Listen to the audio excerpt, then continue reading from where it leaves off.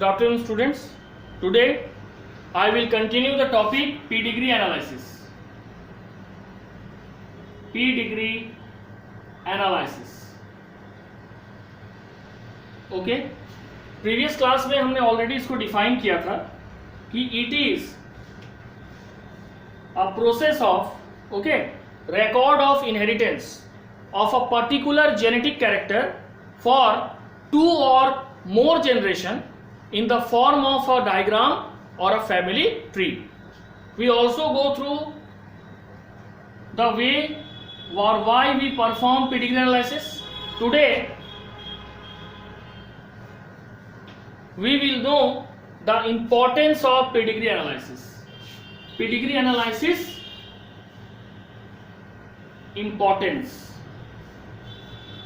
Okay, importance of pedigree analysis. First of all, this pedigree analysis is very useful for a genetic counselor to advise the intending couple. जो couple नया बच्चा conceive करना चाह रहा है उनको एक जेनेटिक काउंसलर पेडिग्री एनालिसिस के स्टडी से ये आसानी से बता सकता है कि जो नया जनरेशन आने वाला है उसमें कितना प्रोबेबिलिटी है कि उसको कोई जेनेटिक डिजीज हो जो उसके फैमिली में प्रिवेल कर रहा है. ठीक है, तो पहला होगा it is useful for genetic counselor. It is useful for genetic counselor to advise intending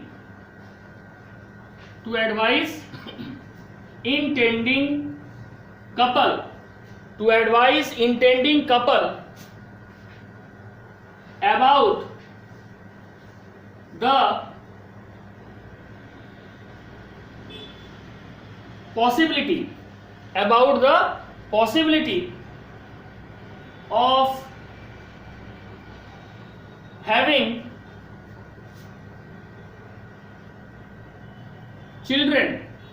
about the possibility of having children, okay, with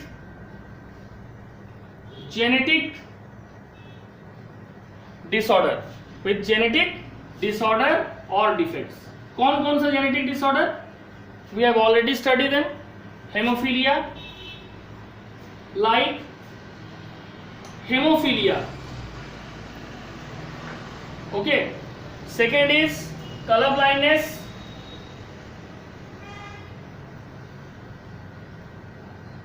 third is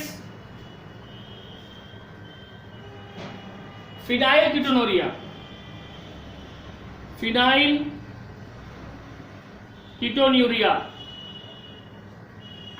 haemophilia, colour blindness, phenylketonuria, sickle cell anaemia,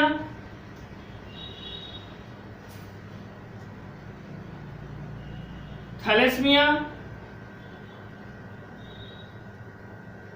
etcetera. ठीक है, तो pedigree analysis के द्वारा एक genetic counsellor एक intending couple को यह आसानी से एडवाइस कर सकता है कि what is the possibility of having a children that is the new born child, ठीक है, which is to be born is having a genetic defect. What is the probability of them to have a genetic defect like haemophilia, colour blindness, phenylketonuria, sickle cell anaemia and thalassaemia. ठीक है, second point क्या होगा? It indicates that Mendel principle are also applicable to human genetics with some modification. It also indicates that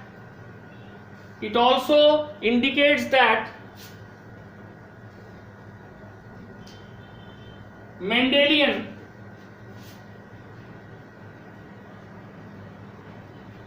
principle are also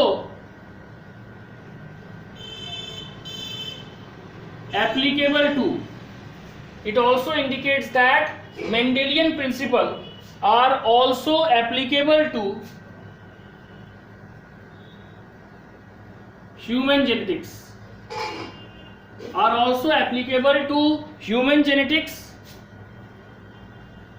with some modification. बाद में पाया गया कि इसमें कुछ मॉडिफिकेशन भी है. with some modifications found out later, बाद में ये पाया गया. जैसे कि पॉलीजेनिक इनहेरिटेंस हमारे स्किन कलर में लेटर, जैसे कि such as quantitative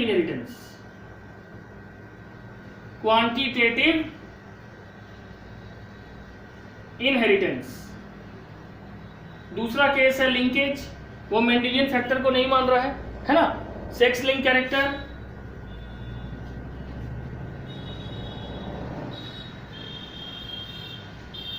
sex linked characters and other linkages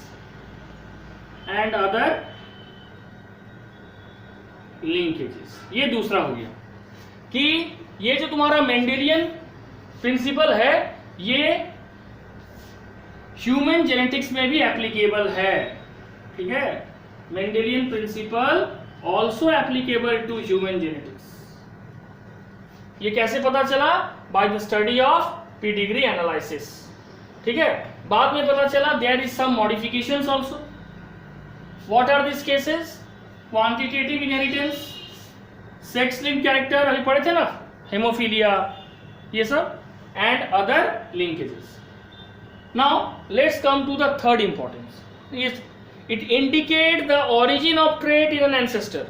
pedigree analysis के थ्रू ही ये पता चला कि haemophilia starts from Queen Victoria and by the marriage of his son and daughter it spread to all the royal families of Europe. ये तीसरा importance है. Okay, it can indicate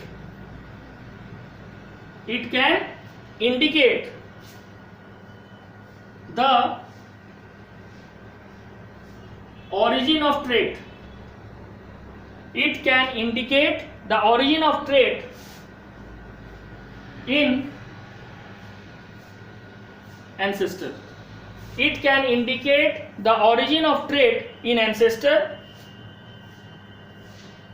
Example,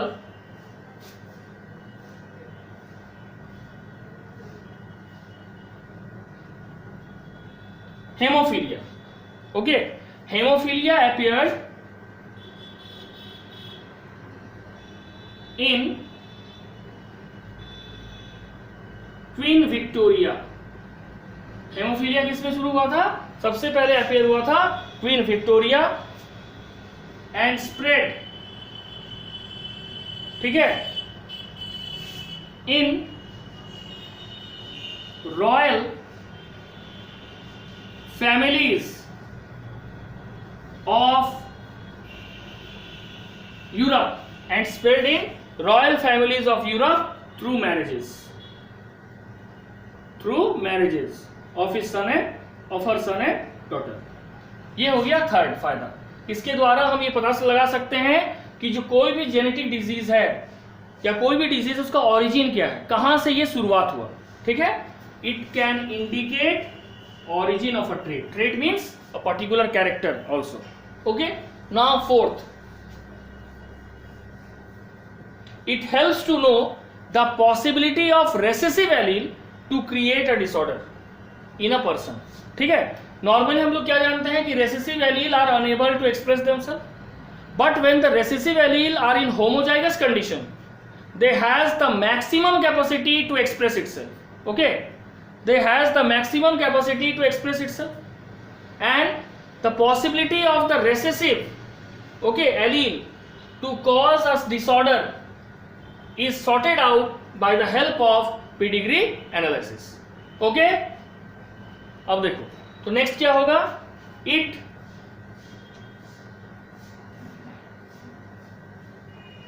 helps to know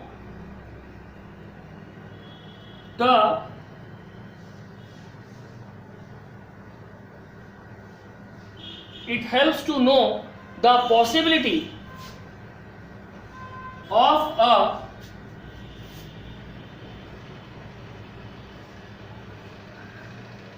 recessive allele to create a disorder. ठीक है, it helps to know the possibility of a recessive allele to create a disorder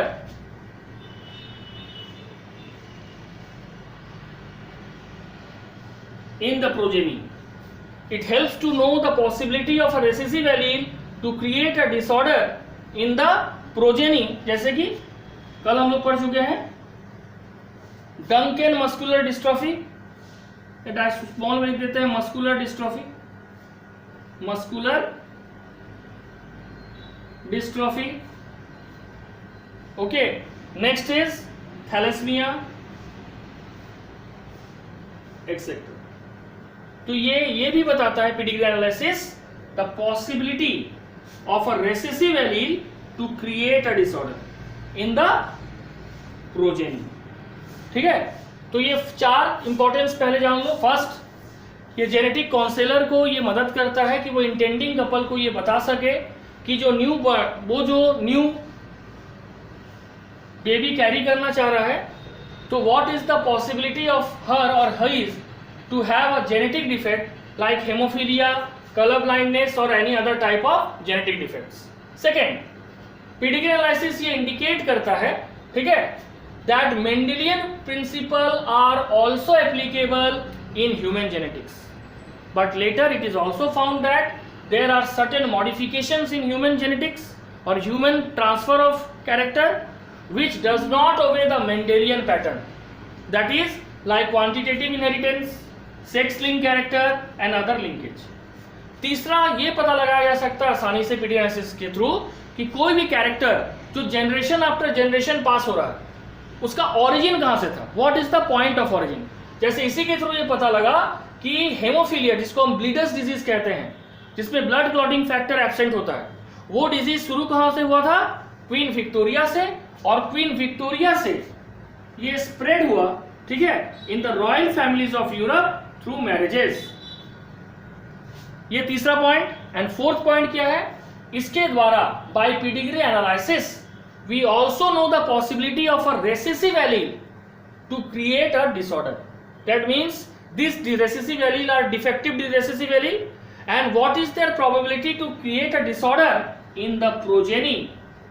okay, what are this recessive disorder, muscular dystrophy, thalassaemia, okay, color blindness, night blindness. So what is their possibility to cause a disease in the next generation that can be sorted out with the help of pedigree analysis. यहां तक समझ आ गया? Quantitative inheritance में से human skin colour ये सब आएगा जो क्वालिटी में दिखेगा, क्वांटिटी में. ठीक है, देखो क्वांटिटी में हो गया जैसे बॉडी हाइट, बॉडी शेप, ये सब. क्वालिटी स्किन कलर, आई कलर, ये सब. ठीक है, हम लोग पढ़ेंगे. इसके बाद नेक्स्ट टॉपिक हमारा पढ़ेंगे पॉलीजेनिक इनहेरिटेंस, जिसमें स्पेशली स्किन कलर को पढ़ना है which deviates from Mendel law. Human skin colour को 3 डोमिनेंट जीन मिलके तुम्हारा कंट्रोल करता है. ठीक है, ये हो गया फोर्थ. फिफ्थ क्या है, फिफ्थ पॉइंट है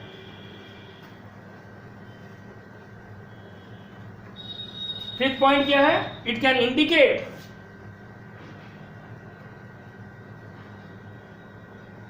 it can indicate, ये इंडिकेट क्या करता है, the harm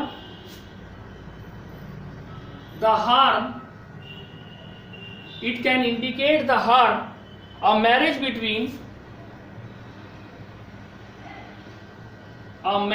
between close relative है, क्लोज रिलेटिव है. क्या हार्म होता है अगर क्लोज रिलेटिव के बीच में मैरिज हो जाए. ठीक है, तुम देखते हो कि शादी में गोत्र देखा जाता है ना.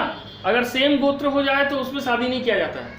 उसका साइंटिफिक लॉजिक यही है, सेम गोत्र मतलब दे आर क्लोज रिलेटिव्स. और क्लोज रिलेटिव्स में क्या होता है कि कई बार ऐसा डिसऑर्डर होता है जो अभी रेसेसिव है, लेकिन जब क्लोज रिलेटिव के बीच में मैरिज होता है तो दोनों का एक एक रेसेसिव जीन आके पेयर अप करता है एंड इट बिकम डोमिनेंट, क्योंकि रेसेसिव जीन अपने आप को तभी एक्सप्रेस कर सकता है when they are in homozygous condition, और ये तभी संभव है ज्यादातर केस में when there is a marriage between close relative. That is the most dangerous effect of a marriage between a close relative have if they have a certain genetic disorder but it is in a recessive state. ये 5th number point समझ आया?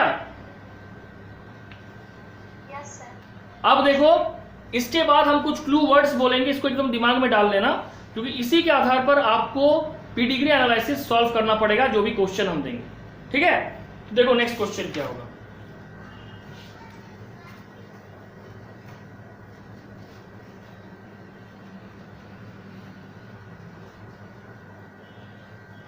Notes, ये notable point है, notable points.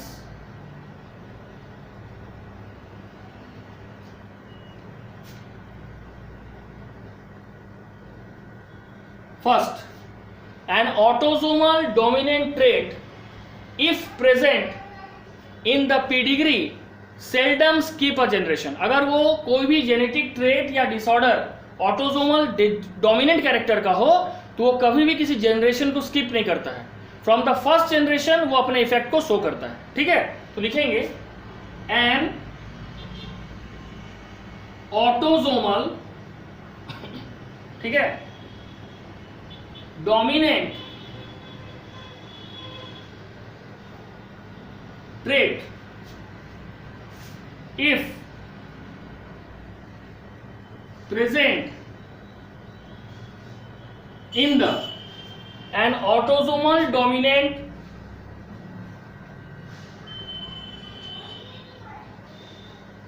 trait if present in the pedigree seldom skip a generation. skip a generation, ये पहला point. दूसरा notable point है an autosomal recessive trait always skip a generation, या मैं बोल दो an autosomal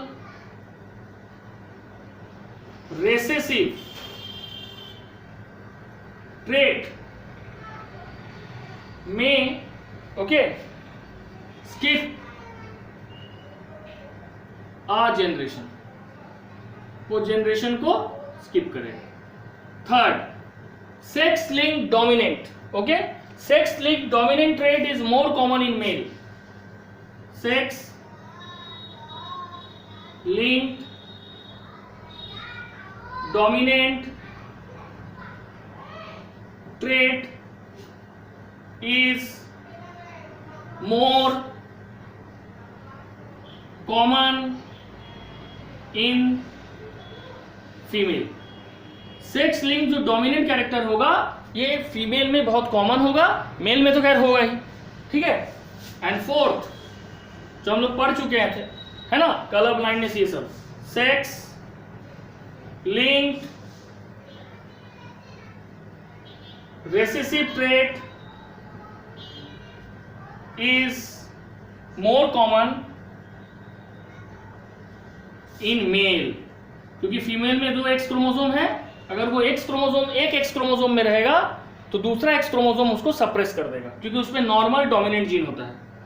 more common in mail, जैसे पढ़े थे ना कलर ब्लाइंडनेस, नाइट ब्लाइंडनेस. ठीक है, अब देखो फिर से एक बात समझ लो, ऑटोसोमल डोमिनेंट कैरेक्टर अगर होगा, ठीक है, किसी भी पीडिग्री में, तो वो कभी भी जनरेशन को स्किप नहीं करेगा, शायद ही जनरेशन को स्किप करता है. अगर ऑटोसोमल रेसेसिव है तो वो एक जनरेशन को स्किप कर सकता है. थर्ड, अगर सेक्स लिंक डोमिनेंट कैरेक्टर है तो वो ज्यादा कॉमन होता है फीमेल में, और अगर सेक्स लिंक रेसेसिव ट्रेट है तो वो ज्यादा कॉमन होता है मेल में. सेक्स लिंक डोमिनेंट है तो ज्यादा कॉमन है फीमेल में, सेक्स लिंक रेसेसिव है तो ज्यादा कॉमन है मेल में. ये चारों समझ आया? चारों मतलब सेंटेंस का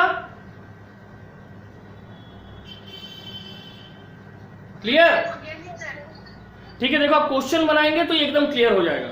अभी हम 4-5 क्वेश्चन वो बना रहे हैं जो बेसिकली बोर्ड में आया हुआ है। ठीक है, ये क्वेश्चन बनाओगे तब कंसेप्ट तुम लोग का क्लियर होगा।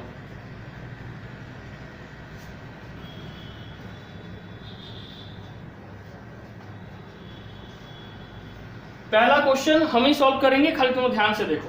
Question number 1, study the given pedigree chart. Study the given pedigree chart. ठीक है, and answer the questions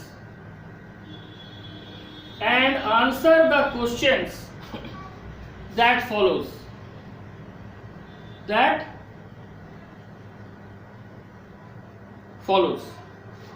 first. ठीक है, यहां पे देखो पहले जो पेडिग्री चार्ट क्वेश्चन में आएगा, ये किसका सिंबल है, मेल की फीमेल? और ये हो गया मेल। ठीक है,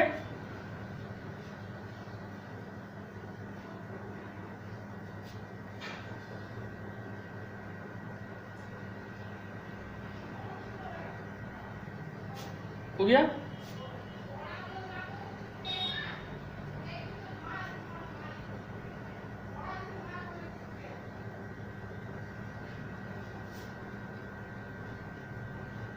ठीक है,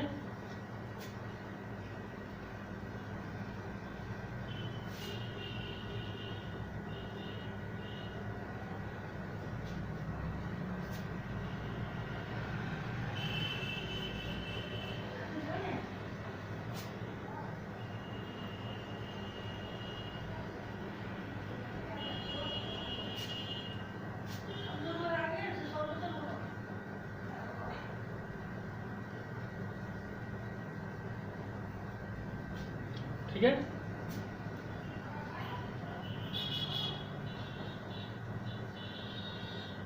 clear?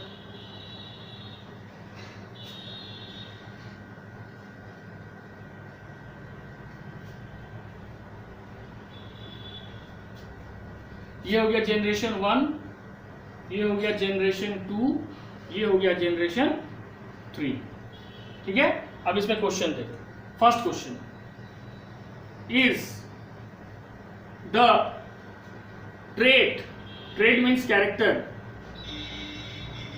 recessive or dominant?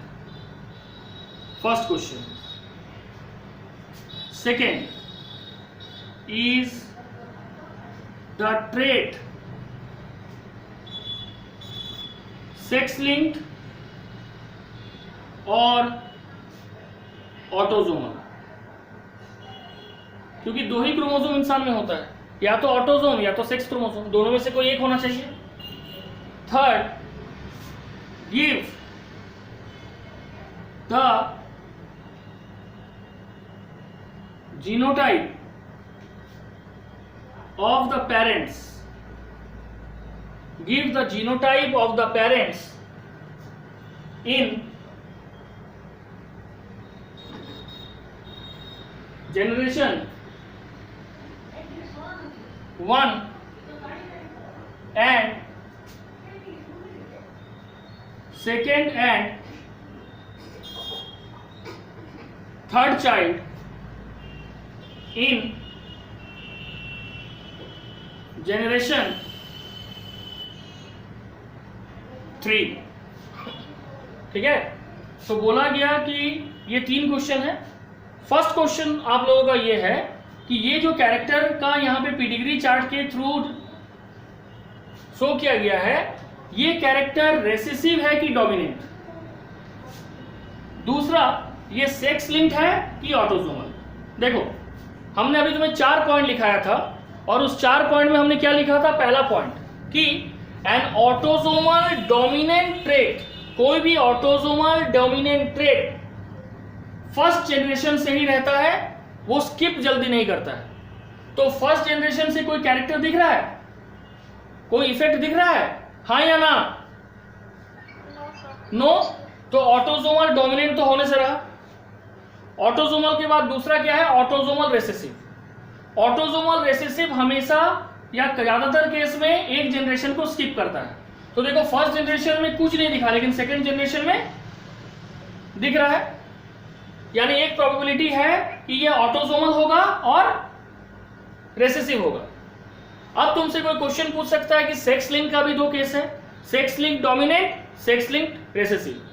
Sex link अगर डोमिनेंट कैरेक्टर होगा तो फर्स्ट जनरेशन से ही दिखेगा और फीमेल में इसका इफेक्ट दिखेगा। तो यहां फीमेल डिजीज है? नहीं है, तो सेक्स लिंक जो डोमिनेंट खत्म। सेक्स लिंक अगर रेसेसिव कैरेक्टर होगा, जैसे हम लोग पिछले क्लास में पढ़ चुके हैं, night blindness, Duchenne muscular dystrophy, red green colour blindness, तो उसमें क्या था कि मेल जरूर इफेक्टेड होता था फर्स्ट जनरेशन से। क्या यहाँ पे मेल इफेक्टेड है? नहीं, यानी इसका दो ही आंसर है, पहला होगा ये रेसेसिव है और दूसरा आंसर हो गया ये ऑटोसोमल है। तो फर्स्ट का आंसर हो गया रेसेसिव और दूसरा का आंसर हो गया ऑटोसोमल। देखो बता रहे फिर से बता रहे, पहले खत्म कर रहे थे, एक बार फिर से बता देंगे। अब तुमसे पूछा जा रहा है कि give the genotype of the parents in generation 1। Generation 1 में दोनों पेरेंट्स का जीनोटाइप बताओ। तुमको तो कुछ पता नहीं है क्या डिजीज है, तो तुम मान लो ए नॉर्मल है और इसी का स्मॉल ए डिफेक्टिव है। हम स्मॉल ए को डिफेक्टिव क्यों माने? क्योंकि हमें ऑलरेडी पता चुका है कि ऑटोसोमल रेसेसिव है, यानी जो रेसेसिव जीन है वो डिजीज कॉज कर रहा है। तो कैपिटल ए नॉर्मल जीन है, ए डिफेक्टिव जीन है। अब देखो 1 को डायरेक्ट देख के कभी भी जीनोटाइप मत लिखना, सेकंड को पहले देख लेना। मेरा तुम लोग से स्ट्रेट फॉरवर्ड पहला क्वेश्चन है कि अगर दोनों नॉर्मल है तो सेकेंड जनरेशन का जो सन है वो डिफेक्टिव क्यों हुआ? दैट मीन्स दोनों में से कोई एक कैरियर होगा, हो सकता है कि नहीं? ठीक है, देखो अगर दोनों नॉर्मल था तो ये डिफेक्टिव कैसे हुआ? ये तो मान लो मैरिज हुआ, मेल का फीमेल से मैरिज हुआ, ठीक है, वो ठीक है, लेकिन first child, second child, third child, इसमें से एक का डिफेक्टिव है। तो ये डिफेक्टिव है मतलब दोनों नॉर्मल तो है बट दे आर कैरियर। तो उस केस में क्या होगा? ये कैरियर है तो एक्स उस समय नहीं मानना, डायरेक्ट मान लो ए, ये भी हो गया ए। तो ये दोनों डिफेक्टिव जीन जब एक साथ आएगा तो क्या होगा? Male become carrier. ठीक है, ये हो गया दूसरा। अब तुमसे कहा जा रहा है कि सेकेंड और थर्ड चाइल्ड का जीनोटाइप बताइए थर्ड जनरेशन में। सबसे पहले तुम हमको बताओ, पेडिग्री एनालिसिस जब हम स्टडी करते हैं तो राइट टू लेफ्ट करते हैं कि left to right? Left to right. तो पहला चाइल्ड ये है, दूसरा जनरेशन में ये सेकेंड चाइल्ड है, थर्ड में ये फोर्थ, ये थर्ड है और ये फोर्थ। तुमसे किसका किसका पूछा गया जीनोटाइप? And third. तो सेकेंड डिजीज है, इसका जीनोटाइप क्या हो जाएगा? दोनों स्मॉल है, ठीक है, और यहां पे फीमेल नॉर्मल है लेकिन ये कैरियर भी तो हो सकती है, इसको मान लो कैपिटल है, स्मॉल है। समझ आया मेरा बात? अब देखो शुरू से बता रहे हैं, सुनो श्रुति, पुष्पा, जिसको भी प्रॉब्लम है, ठीक है। पहला क्वेश्चन है कि ये जो कैरेक्टर हम स्टडी कर रहे हैं ये रेसेसिव है कि डोमिनेंट? हमारे पास 4 ही तरह का कैरेक्टर होता है। पहला ऑटोसोमल डोमिनेंट, दूसरा कैरेक्टर होता है ऑटोसोमल रेसेसिव, थर्ड कैरेक्टर होता है सेक्स लिंक्ड डोमिनेंट और फोर्थ होता है सेक्स लिंक्ड रेसेसिव। ठीक है, हम पहले इसको नहीं पढ़ते हैं, इसको हम पहले आइसोलेट कर देते हैं। ऑटोसोमल डोमिनेंट कैरेक्टर या कोई भी डिफेक्टिव एलील जो भी ऑटोसोमल डोमिनेंट होगा वो फर्स्ट जनरेशन से अपना इफेक्ट शो करेगा। फर्स्ट जनरेशन में कोई भी इफेक्ट शो हो रहा है कि कौन बीमार है, पता चल रहा है देख के पेडिग्री को? नहीं। सेक्स लिंक्ड अगर डोमिनेंट डिसऑर्डर या डिजीज है तो फर्स्ट जनरेशन से ही फीमेल डिजीज दिखेगा। फर्स्ट जनरेशन में क्या फीमेल डिजीज है? नहीं, यानी तुम्हारा ये भी नहीं होगा, ये भी नहीं होगा। अगर सेक्स लिंक्ड रेसेसिव है तो मेल कम से कम डिफेक्टिव दिखेगा फर्स्ट जनरेशन से। क्या मेल डिफेक्टिव है? यानी ये भी नहीं है। बचा कौन? ऑटोसोमल। ऑटोसोमल रेसेसिव डिसऑर्डर जो होता है वो एक जनरेशन के तुरंत बाद वो अपना इफेक्ट दिखाना शुरू करता है। तो सेकेंड जनरेशन में देखो ये एक सन डिफेक्टिव दिखा, इसका मतलब हो गया ये ऑटोसोमल रेसेसिव डिसऑर्डर है। अब समझ आया श्रुति? और किसी को दिक्कत? पूजा, अमृता? किसी को नहीं? गोविंद, अक्षय, एलिना? देखो अब सेकेंड क्वेश्चन हम बनाएंगे, तुम लोग आंसर देंगे, ठीक है? फिर हम उसको डिटेल में एनालिसिस कर देंगे। सेकेंड हो तो गया रेसेसिव ऑटोसोमल। थर्ड तो इजी है जी, तुमको जीनोटाइप निकालना है पेरेंट्स का। ये है जनरेशन 1, ये पूरा हो गया जनरेशन 2 और ये पूरा हो गया जनरेशन 3। तुमसे क्या पूछा जा रहा है? Genotype of the parents in generation 1। Generation 1 इसलिए लिखा गया कि थर्ड के लिए तो ये पेरेंट्स हो गया ना, तो genotype of the parents in generation 1। जब भी तुम जनरेशन 1 का जीनोटाइप लिखो उसके पहले इसके नेक्स्ट को जरूर एनालिसिस करो। मेरा सीधा सिंपल क्वेश्चन है कि अगर दोनों नॉर्मल है तो सेकेंड जनरेशन में सन डिजीज कैसे हुआ? दैट मीन्स ये दोनों नॉर्मल जरूर है बट दे आर कैरियर। ये हो सकता है कि नहीं हो सकता है? ठीक है, तो इसलिए यहां पे हम दोनों में हेट्रोजाइगस लिए, यानी ये डोमिनेंट है इसलिए दोनों नॉर्मल है बट दोनों कैरी कर रहा है डिफेक्टिव एलील। अब ये दोनों एलील जब यहां पे एक साथ आ गया तब मेल बिकम डिफेक्टिव। समझ आया? अब एकदम इजी, थर्ड जनरेशन का सेकेंड और थर्ड चाइल्ड तुमको बोलना है। तो हम लेफ्ट से राइट स्टडी करते हैं ना, ये फर्स्ट चाइल्ड हो गया, ये सेकेंड, ये थर्ड, ये फोर्थ। तुमको किसका निकालना है? सेकेंड और थर्ड। सेकेंड में तो साफ है डिजीज है तो दोनों ए मान लो स्मॉल, यानी सेकेंड नॉर्मल है लेकिन ये कैरियर हो सकती है तो हम इसमें मान सकते हैं कैपिटल ए स्मॉल है। मान सकते हैं कि नहीं? ठीक है, श्रुति समझ आ गया? क्लियर? पूजा? अब देखो नेक्स्ट क्वेश्चन, ये आप लोग खुद सॉल्व कीजिएगा भी।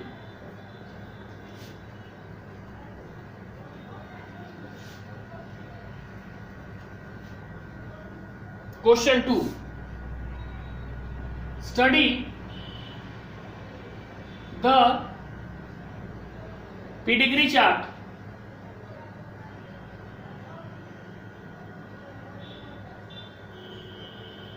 given below showing the inheritance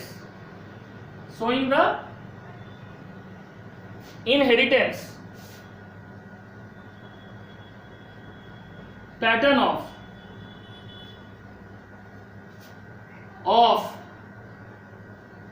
a human trait, pattern of a human trait and answer the questions that follows।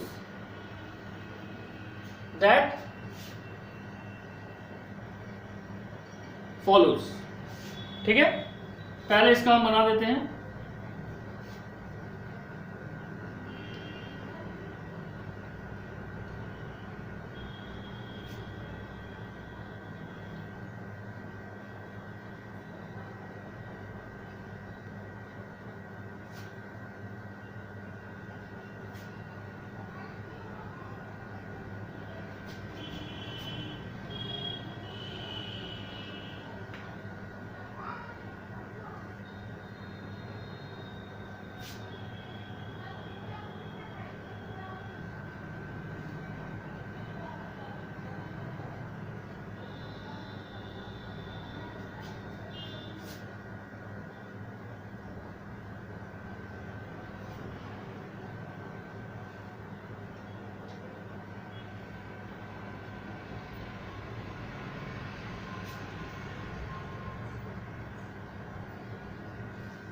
ठीक है, ये है जनरेशन 1, ये है जनरेशन 2 और ये है जनरेशन 3। पहला question, first question number 1, give the genotype of the parents, give the genotype of the parents shown in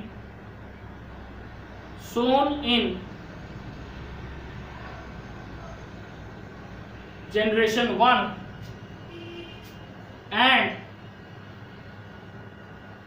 of the son and daughter shown in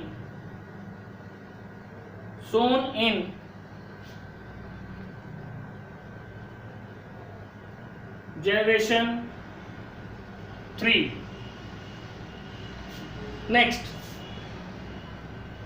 question 2, give the genotype, give the genotype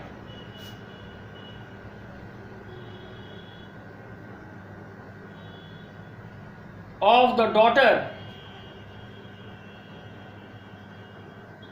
shown in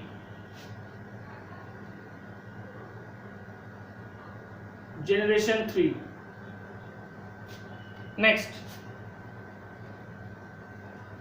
is this trait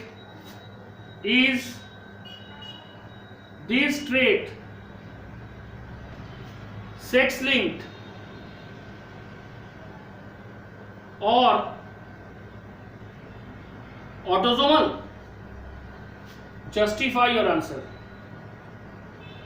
Justify your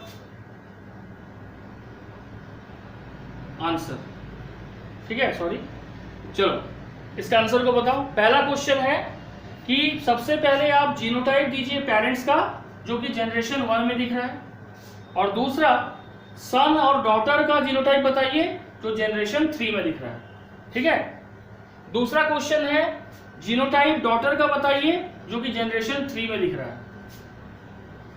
ठीक है, और next, क्या ये जो तुम्हारा ठीक है character है ये सेक्स लिंक्ड या ऑटोसोमल है, और क्यों है ये आपको जस्टिफाई भी करना है। ठीक है,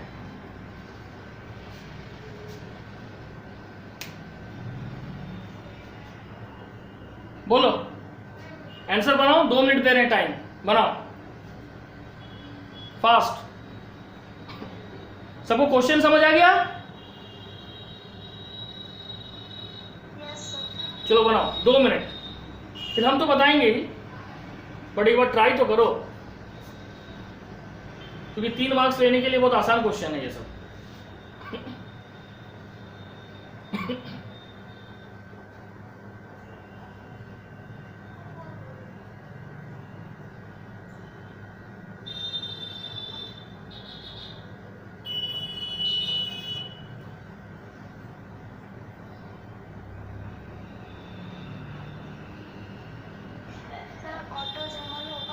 हाँ, और सर फर्स्ट का होगा ऑटोसोमल क्यों होगा ये बताओ, क्योंकि तुमको जस्टिफाई कर रहा है क्वेश्चन 3।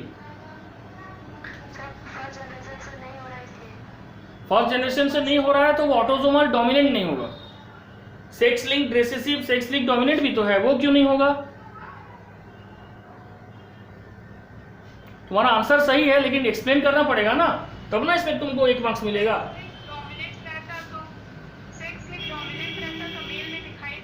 नहीं, सेक्स लिंक डोमिनेंट रहता तो मेल फीमेल में 100% दिखाई देता, समझ गई?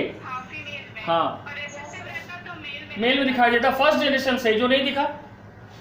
अगर ऑटोसोमल डोमिनेंट होता तो भी फर्स्ट जनरेशन से दिखाई देता, जो नहीं दिखा। लेकिन सेकेंड जनरेशन से इफेक्ट दिख रहा है, that means it is autosomal recessive. Clear? अब यहां पे पूछा गया है कि genotype of the parents in generation 1। तुम लोग को बार बार बोल रहे हैं कि जब हम पेडिग्री एनालिसिस का क्वेश्चन सॉल्व करेंगे और ऐसा क्वेश्चन है कि आपको जीनोटाइप बताना है जनरेशन 1 का, तो ये दोनों नॉर्मल मान के इसको ऐसे मत लिख देना। ठीक है, 100% गलत होने का चांस है। आप एक बार सेकेंड जनरेशन को देखिए। सेकेंड जनरेशन में अगर दोनों नॉर्मल था तो वो दोनों सही था, लेकिन यहाँ सेकेंड जनरेशन में डॉटर क्या हो गया, डिजीज्ड, और सन है नॉर्मल। तो सवाल है कि अगर दोनों पेरेंट्स नॉर्मल है तो डॉटर डिजीज कैसे हुआ? सिंपल है कि दोनों नॉर्मल जरूर है बट कैरियर है, यानी इसका होगा कैपिटल ए स्मॉल ए, इसका भी होगा कैपिटल ए स्मॉल ए। समझ आया? उसी में टैग क्वेश्चन में क्या है, जनरेशन 3 में सन और डॉटर का जीनोटाइप बताइए। तो ये दोनों डॉटर है, ये दोनों सन है, तो दोनों सन का क्या होगा, डॉटर का कैपिटल ए स्मॉल ए हो जाएगा। क्योंकि देखो यहाँ पे मदर डिजीज्ड है और फादर नॉर्मल है, और यहाँ पे हो जाएगा दोनों स्मॉल ए, और यहाँ पे हो जाएगा कैपिटल ए स्मॉल ए, या दोनों कैपिटल ए भी हो सकता है। ठीक है। अब थर्ड क्वेश्चन, सेकंड क्वेश्चन का आंसर ऐसे निकल गया जैसे दो बना दिए। Give the genotype of the daughter son in generation 3। ठीक है, यहाँ पे सन एंड डॉटर पूछा और सेकंड क्वेश्चन में सिर्फ डॉटर के बारे में पूछ दिया। तो इजी है लिखना, एक का कैपिटल ए स्मॉल ए है फर्स्ट डॉटर का, और सेकंड डॉटर का दोनों स्मॉल ए है, because the second daughter is diseased. समझ आया answer? Sir daughter son in generation 3 sir बताइए ना। क्या डॉटर में क्या बोली श्रुति? फर्स्ट क्वेश्चन का सेकंड पार्ट सर। इजी तो है, तुमसे पूछा कि जनरेशन 3, ये फर्स्ट हो गया, ये सब सेकंड हो गया, और ये क्या जनरेशन हो गया, 3। तो पूछा गया तुमको सन और डॉटर, दो डॉटर एक सन है, दो लड़की एक लड़का है, तीनों का जीनोटाइप बताना है। समझ गए? तो जीनोटाइप तुम कैसे बताएगी? अब थोड़ा ऊपर देख लो, फादर नॉर्मल है, मदर क्या है,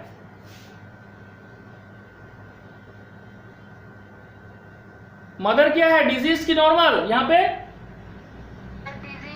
डिजीज है ना, तो ये कैरियर होगी, कैपिटल ए स्मॉल ए। ठीक है, इधर में आओ, ये डॉटर तो पहले से बना हुआ पेडिग्री चार्ट, डिजीज है कि नॉर्मल है,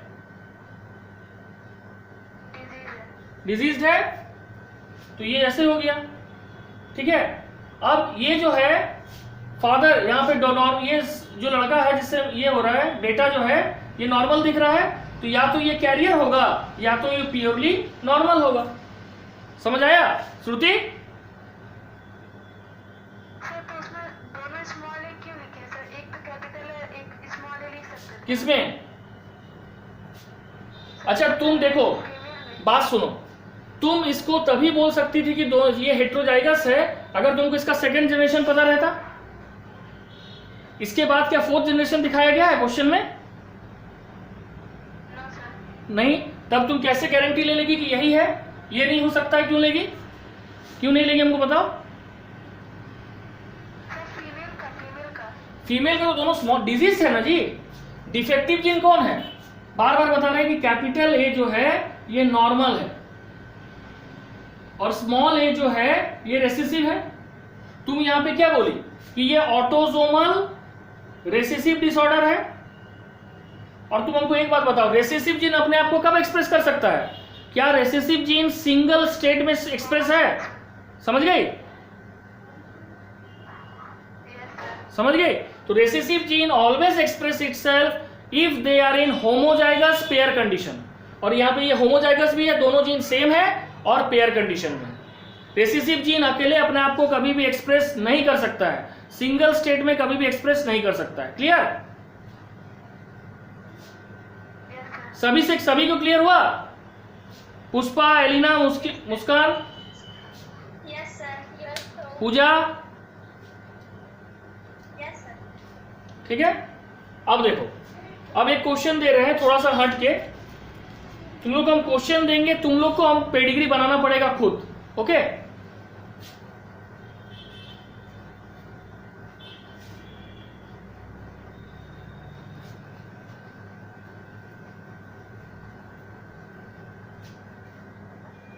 Question 3.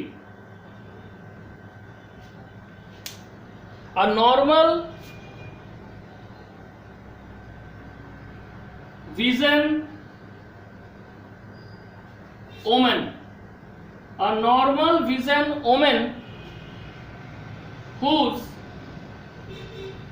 father is colorblind, whose father is colorblind, marries a normal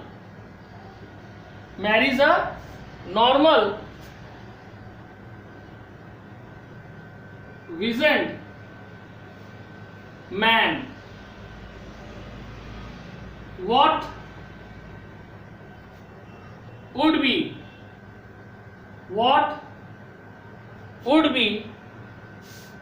the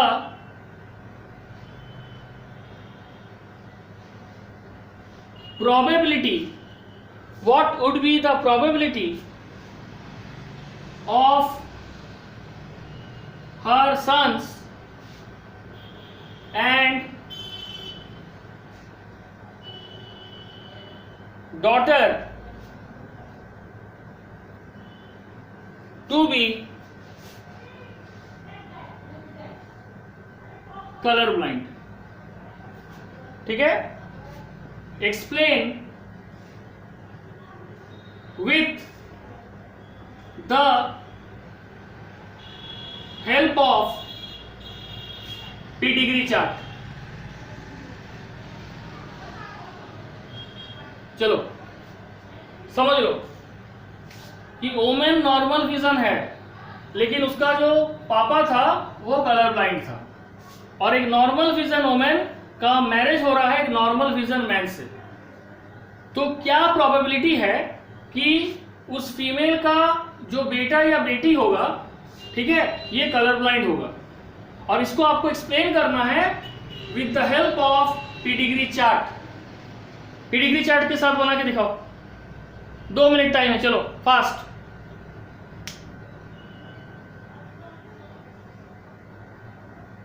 बनेगा तुम लोग से? सच बोलो। नहीं बनेगा, पहले हैंड ओवर कर दी। देखो यहां पे पहला क्वेश्चन क्या है कि नॉर्मल विजन ओमेन है, ये ओमेन का सिंबल है, हम उधर पीडिग्री बाद में बनाएंगे। नॉर्मल विजन ओमेन है लेकिन फादर इसका कलर ब्लाइंड है, यानी जो फीमेल है ये नॉर्मल तो होगा बट कैरियर होगी, ये हो गया कलर ब्लाइंड। और मेल जो है वो क्या है, नॉर्मल विजन है XY।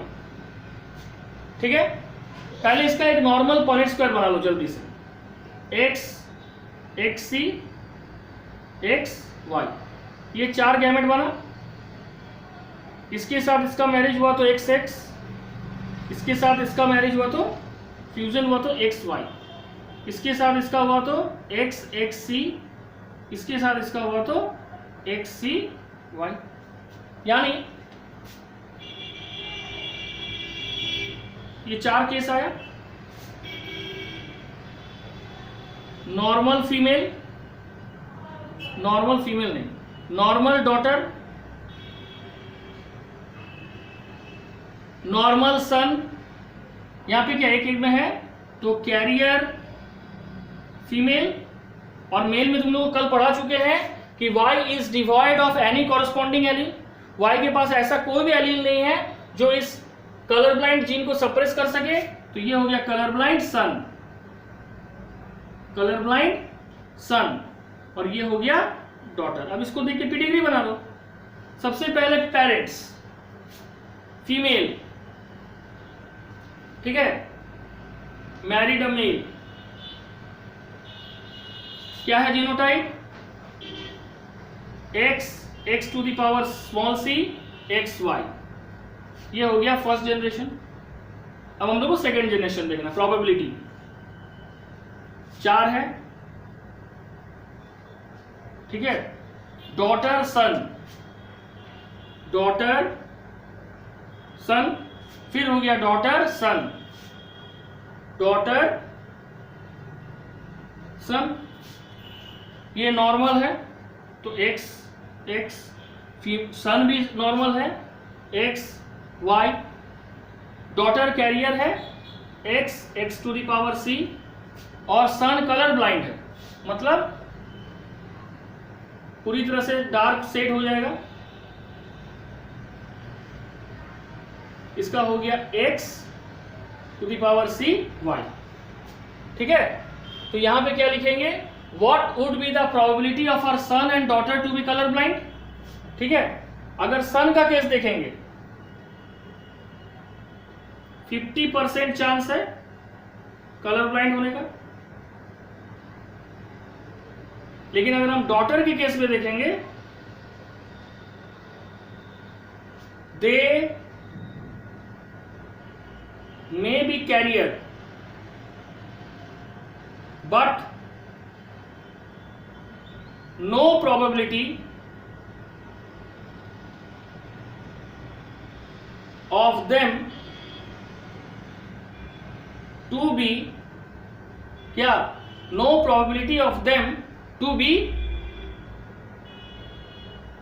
color blind। Daughter colour blind होने का कोई चांस नहीं है।